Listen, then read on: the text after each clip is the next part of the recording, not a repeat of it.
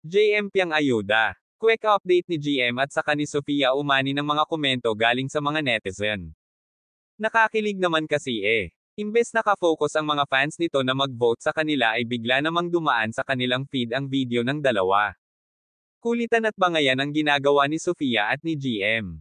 Super close talaga ang GM Piang sa ngayon lalo na may mga event sila na magkasama. At viral din ang video na ito na inasar si Sofia ng isang lalaki, na bakit daw madalas ang punta niya doon sa lugar na iyon.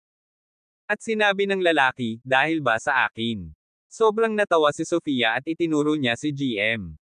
At sinabi pa ng lalaki na ay, jowa mo ba? At itinuro niya si GM. Sobrang tawang-tawa si GM, at si Sofia, na para bang sumasang-ayon ito sa sinasabi ng lalaki na mag-jowa sila.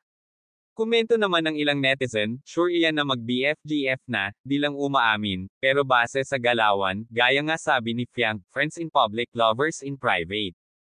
If sila na, hayaan na natin kung hindi pa sila umamin, pero yun din gusto ko, maging sila, kasi alam ko din, di nila sasaktan ang isa't isa, lalo na nakita na ni GM paano masaktan si Piang, at umiyak ng sobra.